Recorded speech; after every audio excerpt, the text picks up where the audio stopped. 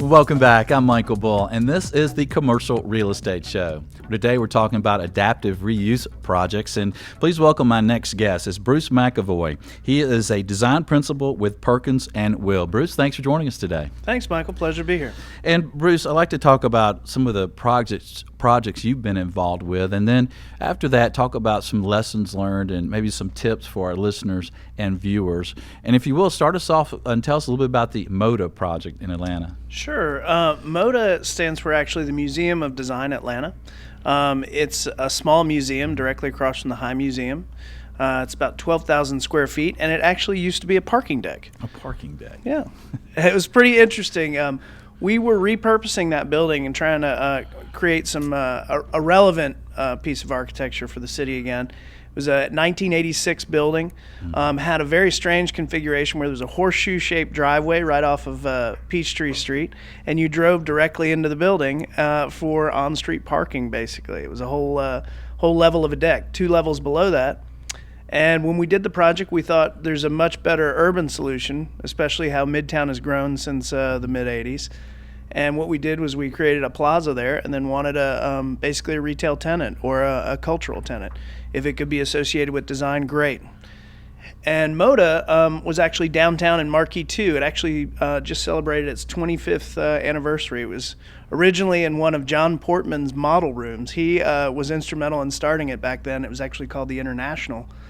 And they had always dreamed about having a storefront and being in the cultural corridor of Atlanta, which is kind of right by the High and Midtown there. And given the opportunity, they jumped at it. Well, that's interesting. So they probably liked the idea of being in an adaptive reuse kind of project, didn't they? Yeah. It was. It really fit sort of the mantra and sort of the spirit of what they were doing as a museum, and sort of the tenements that they have about sort of looking at the value of design and how powerful it is when you think about this sort of intersection between creativity and functionality. And my listeners and viewers, they have to be wondering at this point, how in the heck do you take a parking garage and make it, nice space like that? Yeah. Well, it was interesting. We had been doing some studies for a new home for MODA, had looked at some of the programming and understood basically everything that they didn't have became the wish list of what they wanted. So when the 1315 was being redeveloped on Peachtree, that space was kind of leftover space underneath the building. So we basically enclosed it with a curtain wall system on the east and the west side.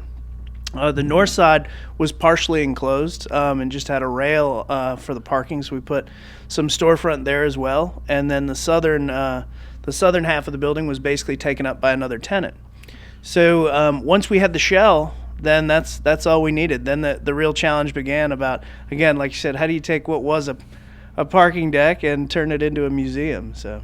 Yeah, I was in a bar one time in a building I sold that was a parking deck below a building, and they took this, and this was in Midtown too, over on Crescent Avenue in Atlanta, and they transformed it into a club, and it was actually pretty cool. Yeah. Taking dark, dank basement space that really wasn't being used for much at all at the time, and creating great space. Well, what are some of the challenges that you faced? With that project, there was a question of sort of the height, the actual section of the building. For a museum, you want to have as much height as you can get. The more height, the more flexibility you've got. And typically, your ceiling's going to carry all the infrastructure, the environmental systems, lights, track lighting, all the things you're going to need for a museum. One thing we had to do as well was a structural adaptation of the building. You'd think, okay, if we can park cars there, certainly we can have some people mingle around and look at design. But it turns out the live load of that assembly was greater than a parking deck, so we actually had to improve on the structure, sister some beams in a couple of areas underneath the museum to actually upgrade the structure. Once we did that, then the next challenge was sort of how to preserve that height. So I think when you get into these projects, just kind of coming at it with a fresh pair of eyes and not being afraid to be creative. So what we did in this case was we did a horizontal chase, meaning between the one tenant that was existing And Modo, we created basically a small run that we could run all the ductwork and service for the building basically through the space horizontally, as opposed to what you would traditionally do, putting it in the ceiling. By not putting it in the ceiling and just getting the services up and over the ceiling, we could compress that section we needed above the ceiling to about a foot. So gave us a great sort of 13-foot gallery height, as opposed to, if we did it the traditional way, we'd be lucky to probably get 10. And then you had good ceiling height to start with, 'cause I know some parking decks ceilings aren't that high. No. Yeah. You can And jump I think, up and down and hit your head. Yeah, I think we benefited a little bit from this was probably back then the part of the deck they were considering to be for handicap. So we had a 14.6 floor to floor, which was, like you said, generous. Well, tell us about zoning and permitting for a project like that, and were there some challenges there, or was that easy to do? With that specific project, we had a lot of help from Midtown Alliance. As you know, Midtown's in an overlay district, and I think as long as you can develop trust with the local building authority or wherever you're working, and they see the value in you upgrading a project or upgrading the infrastructure within the urban fabric, you're actually going to get a lot of support. And we did. I think the only time we had some issues was really outside the walls of Modo, when we were trying to do some sustainable features with the project that Midtown just didn't recognize yet. We were trying to do some bioswales and some things to help with stormwater issues here in Atlanta, but we were probably being a little too progressive for where the city was at that point, but that was really the only pushback we got. Interesting. Well, let's talk about estimating your costs. I mean, I guess you just can look in a book and say, hey, what's it cost to take a parking deck to a studio or to... Yeah, it really, in this case, it was great because there wasn't a lot of deconstruction, which is something you need to watch out for in these projects. When you get into kind of dismantling the building, you never quite know what you're going to find in there. In this case, since it was a deck, it was pretty bare bones to begin with. So it was pretty much an additive process as we went through to create the project. But I think in other projects, it's difficult. You can do some due diligence in the beginning. A lot of times you'll get access to the project. You can try and get into the ceiling spaces, some other things. You really just need to watch out for all those things you don't know, and also some of the materials that might be in the original building. Nobody wants to hear the word abatement when you're doing one of these projects. Right.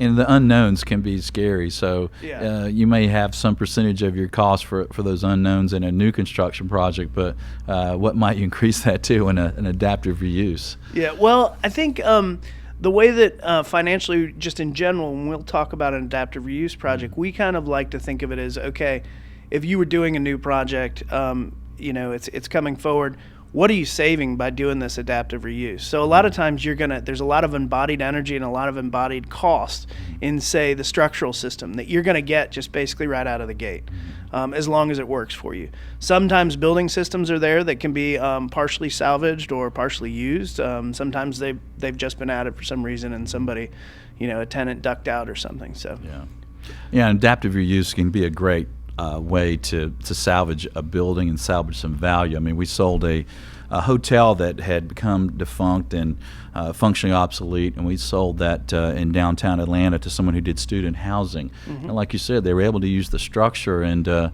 save quite a bit of money. Yeah. And then maybe they have a more interesting project at the end of the day. Absolutely. Right? Yeah. And when you look at it that way, you kind of came out ahead. Yeah, I'm sure they probably encountered some strange things or anomalies, but man, getting a structural frame up and having basically the project halfway there, that's a nice bottom line. Probably. Yeah, it is. We'll have to take a short break. Here will be more on adaptive reuses. We'll be right back. I'm Michael Bull. This is the Commercial Real Estate Show. The Commercial Real Estate Show is brought to you in part by your friends at Bull Realty. When your business requires proven performance, visit bullrealty.com or call 800-408-BULL.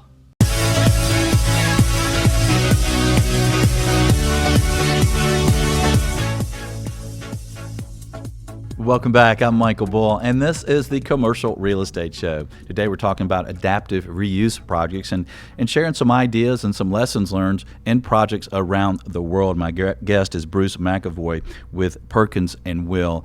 And Bruce, have you been involved in some projects where you're taking industrial buildings that maybe aren't the best use anymore and adaptive use on those projects? Yes, there's a couple of projects, a couple of examples. The first is actually an international project we're working on right now called Udikule. It's in Istanbul, Turkey. It's on the west side of the Golden Horn, and it's kind of an amazing project that started off as just an urban design. We were helping a firm over there take a look at it, turned into a project, and it's interesting in the sense that you know, Istanbul has been continuously inhabited since like Constantine. So you have this incredible layering of history and different uses over time.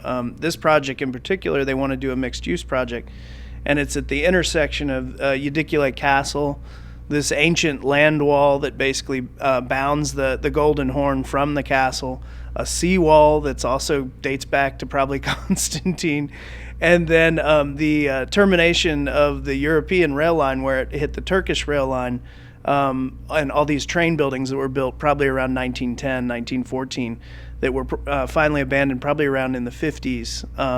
And the site's kind of gone derelict, but they want to do something with it. So How it's big very. is the site?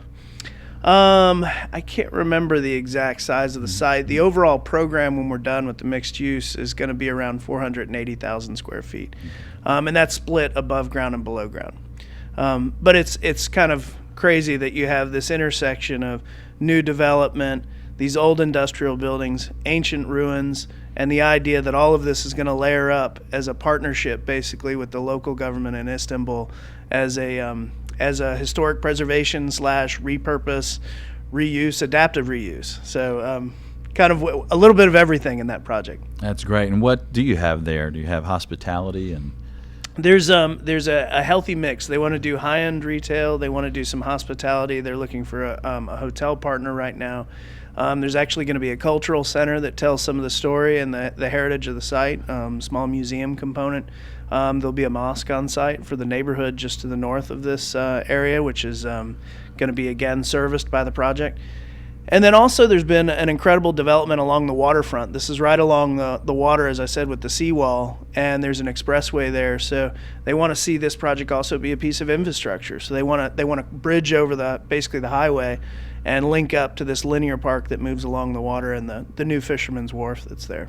Great. And who is they? Who's developing this? Was it the existing ownership? Is there a new developer involved?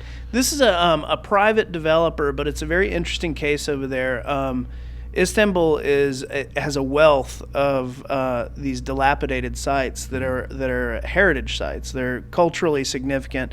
There's amazing ruins, old buildings on them, and what they've done, their approach to historic preservation has really been to partner with the private equity and the private engine that's really booming right now in Istanbul. So what happens is a private developer comes, sees the use and the developing area around the project. They think they can make the preservation work while at the same time being a smart developer. And as a part of that, a partner comes on board, which is part of the government, which is the historic and cultural arm of Istanbul. So there's basically a committee that's put together for each project. It's usually some design experts, some development experts, and people from that are honing in on the future land use and land plan for the city. And they basically figure out a partnership. The government arm becomes kind of a vocal voice that represents the people and the government, and the developer gets to do what he wants to do, basically by buying an option to preserve the site while at the same time developing.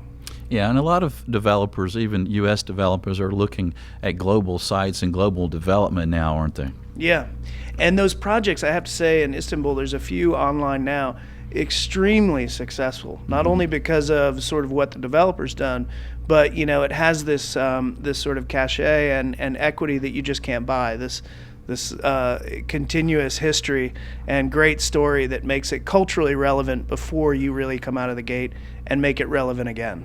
And that's part of the benefits of adaptive reuse, isn't it? That you're going to get some support, that maybe you'll get some tax breaks, or maybe some people will be in support of your project rather than trying to fight it, right? Yeah, absolutely.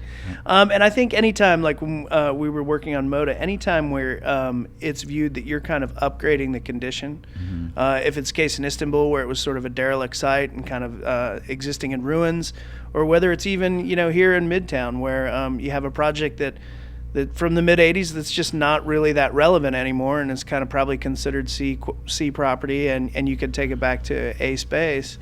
and bring with it, cultural amenities that make the surrounding neighborhood more valuable, I think you get a lot of support. We did from Midtown Alliance. They were great through the process. All right, good point. Well, stay with us. We'll have some lessons learned and some tips for adaptive reuse. I'm Michael Bull. This is the Commercial Real Estate Show. We'll be right back.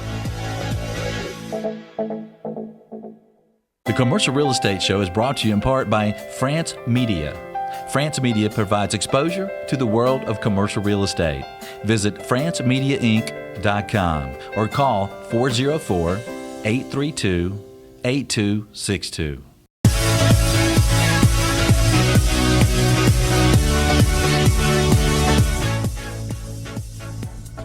Welcome back. I'm Michael Bull, and this is the Commercial Real Estate Show. Today we're talking about adaptive reuse projects and some lessons learned and some tips and strategies. My guest is Bruce McAvoy. He's a principal with Perkins and Will.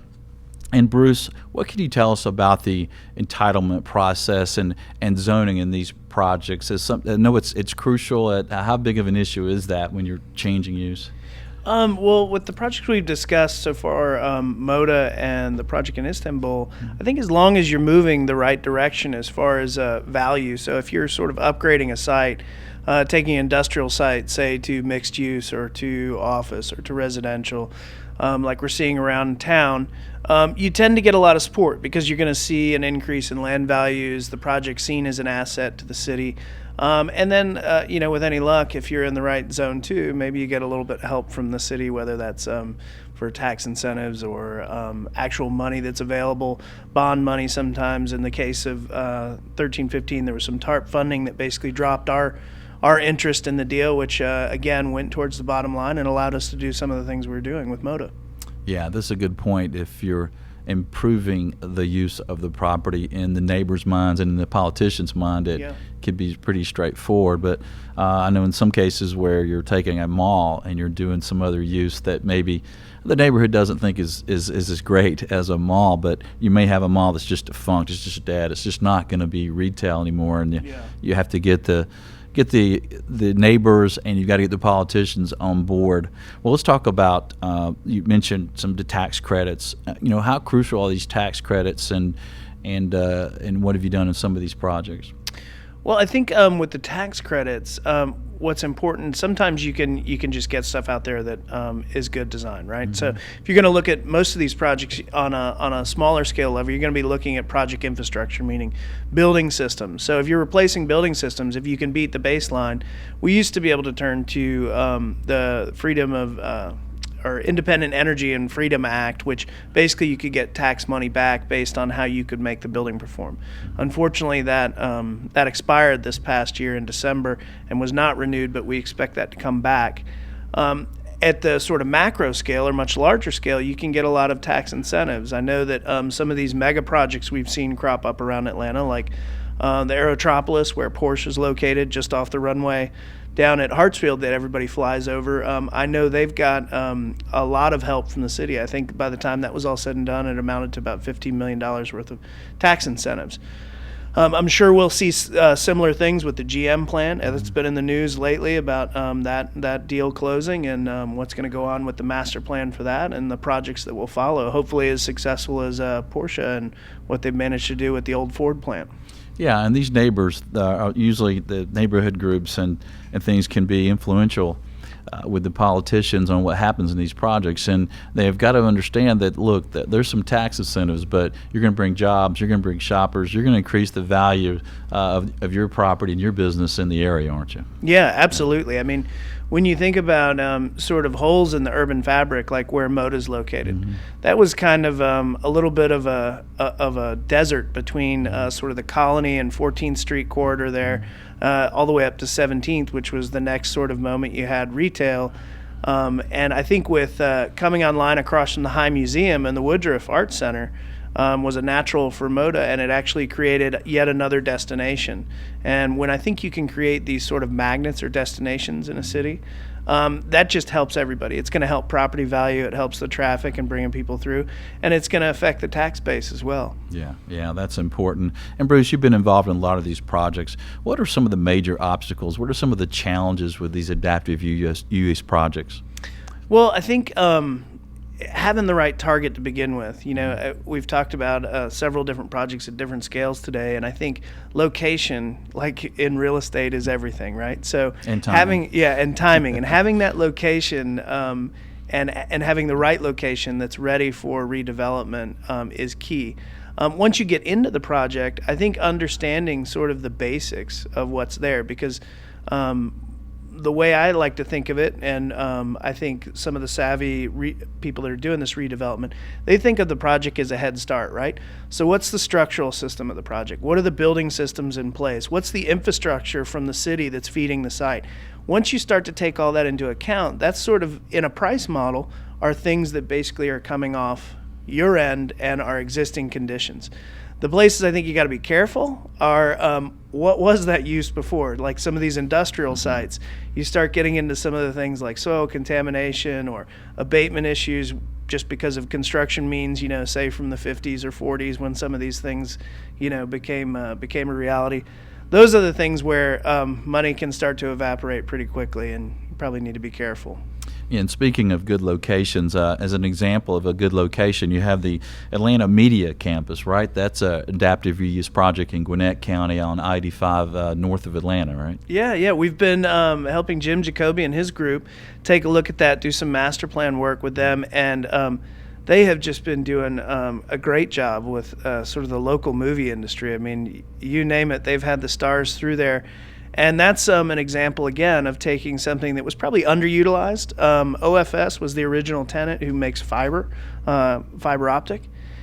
They're still on site. They're still producing fiber. But they're probably overserved by that site and overserved by the infrastructure that's there.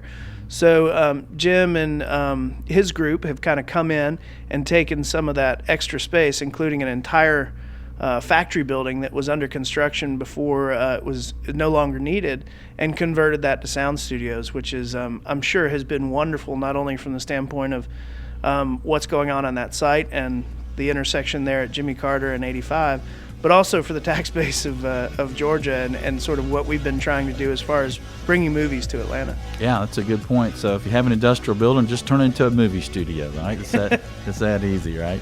Well, that's right. Well, stay tuned. We'll have more on adaptive reuse. I'm Michael Bull. This is the Commercial Real Estate Show. We'll be right back. The Commercial Real Estate Show is brought to you in part by Florida International University. With FIU's Fast Track system, you can earn your master's in real estate in just 10 months without interrupting your career. Visit FIUonline.com to learn more. That's FIUonline.com.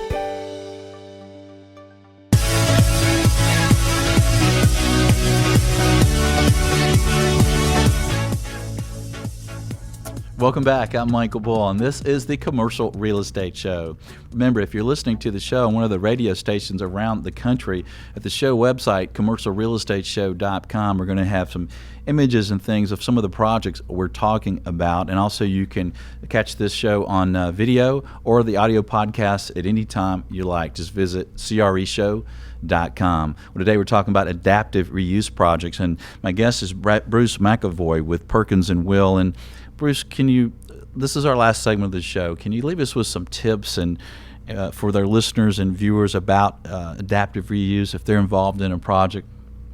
Yeah, I think, again, the right mindset going into the project, when you think of it financially, you're coming out ahead by doing this. But that being said, you need to be prepared for the unexpected. So, a healthy contingent. Also, the due diligence period, when you're starting to look at these properties. It would be great to have somebody who's also probably more versed than, say, just your design team. So an expanded design team that includes maybe contractor or your partner going forward that can help you with some of that due diligence. A lot of times there's some subtle forensics that can be done on a project, and it'll kind of let you know what you might be facing, whether that has to do with the structural system of the building, which might have to be upgraded, might be fine. The mechanical systems and the building systems that are present, are those in good condition? Do you have to kind of gut the project to start? And then, sort of the idea of, is there other issues, contaminants, is there asbestos on site? Some of these old industrial projects might date back to, the 40s and 50s by the time you really get to the the base layer of construction. And there's also some things to think about too in the demolition or the removal of the improvements. But I like what your architects call it, deconstruction. Yeah. I mean, I think deconstruction is another thing that you can start to look at when you get into the project. If you have a project where it looks like people got up at 5 o'clock one day and just left, there's a lot of embodied value in that project before you get started. Mm-hmm. If you can deconstruct it, divert basically valuable things in the project before you start, that can either go to a place like the Life Cycle Building Center. It could go to places in need that are nonprofits. I know when we did 1315, that was a healthy component that we were able to basically donate, which became part of a tax strategy again. So deconstructing the project in a manner where you can capture the value can add to your bottom line and can add to the actual formula for the whole project. Good point. And there's also some brand value in these types of projects, isn't it? You're taking a dilapidated building that maybe is an eyesore, that's not much tax revenue there, and you're creating something so your tenants and end users can benefit, right? Yeah, I think it's hitting on all levels too. You're exactly right. So everything from sort of the developer side, where the developers are telling a story and their commitment to the environment, maybe of taking something that was underutilized, maybe it wasn't ecologically sensitive, and they're changing that. We're seeing it at the corporate level with some of our world clientele that basically they're telling a story and an ideology of what that company's about. Their real estate needs to match that story. So projects like this become very attractive.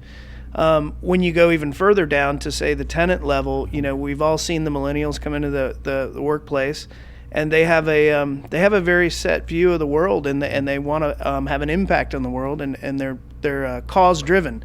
So when you can tell a story about your space and what it is, it's going to be more attractive to those startup companies and some of those younger companies versus, say, Class A office space that's fresh out of the ground somewhere else. Yeah, that's a good point. Well, Bruce, thanks for joining us today. Yeah. Thanks, Michael. We appreciate you being here in Studio One.